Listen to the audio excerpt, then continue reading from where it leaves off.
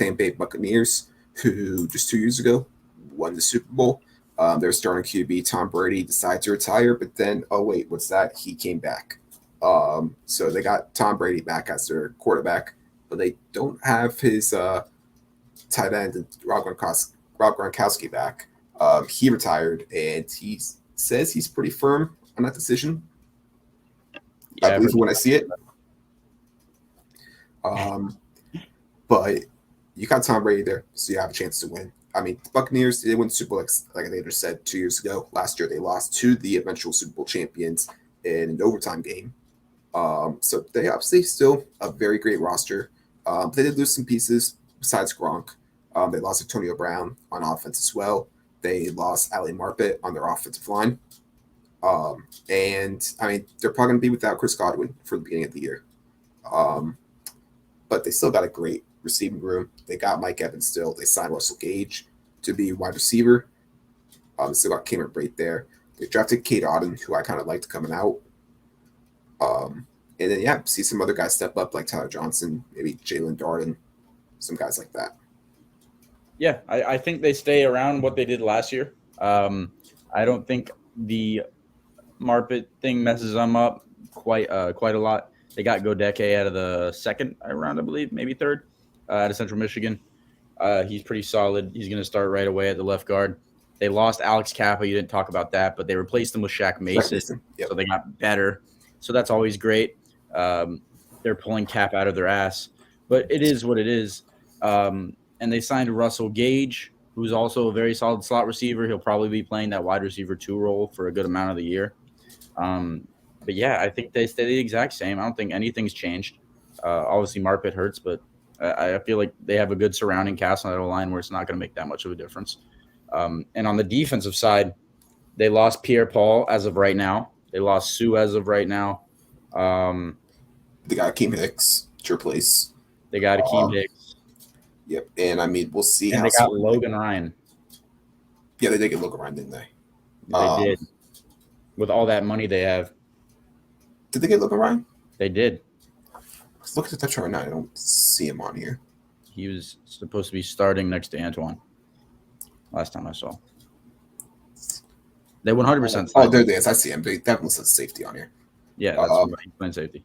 Yeah, but yeah, I mean, I personally am a fan of Joe Tryon. I think that he's going to have a really good year this year with a bigger role.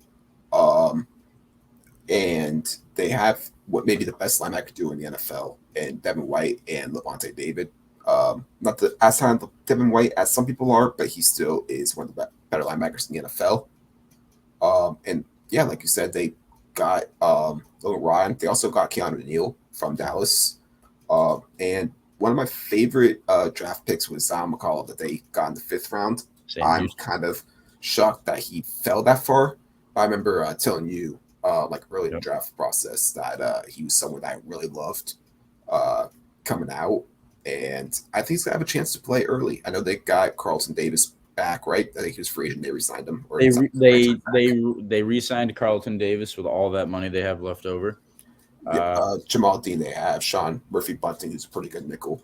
But I think Simon McCollum's going to definitely give them some competition. I think that he's going to earn some playing time this year. He will. Jamal Dean's dog shit. I think I watched some Zion McCollum film too. He's big, got great size, got great speed for his size. So yeah, I think he gets playing time for sure. And Jamal Dean's struggles to turn his head at times. So you said Joe Tryon. Who's that? Joe Tryon, their edge rusher. You mean Joe Tryon Shayenko? Yeah. Thank you. All right. No, he's gonna be a stud, dude, and he's gonna replace Pierre-Paul perfectly. Like he's gonna be a stud out of Washington, right?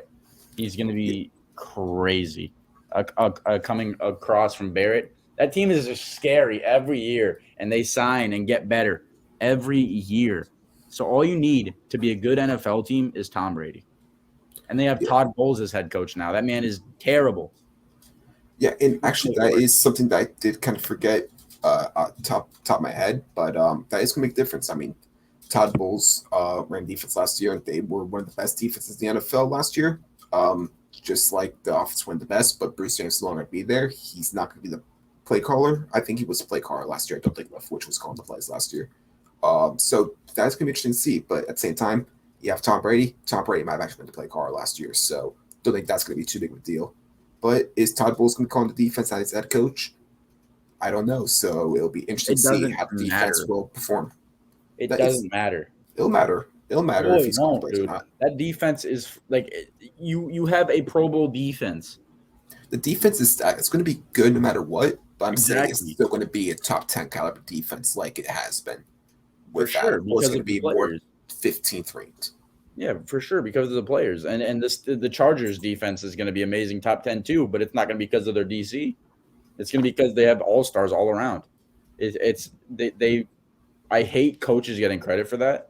I'm not saying Todd Bowles is a bad DC because he obviously proven he's a good one. He got a head coaching job with the Jets for it, um, and now is a head coach for the Bucks. Arians trusted him enough. It's just I hate seeing these all-star team defenses and then the coaches getting all the praise.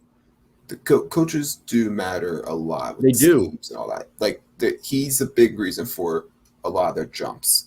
Now he's still going to be there, right? So he's still going to have a big say in the game plans, all that. So it's still going to be really good, but he's not going to be the one who actually makes the play calls. So that could have some type of effect on the team. Yeah, they're gonna be dominant, especially in that weak ass NFC. They shipped every good player from the NFC and shipped them to the AFC. Yeah, I So mean, there's really only what maybe like 4 competitors. 3, 4 teams that are true competitors, right? Maybe the Bucks, Rams, and I mean, could we still even say the Packers? Probably. I'd maybe put the Packers in there. I'd maybe put the Cowboys in there. But I think Cowboys are a stretch.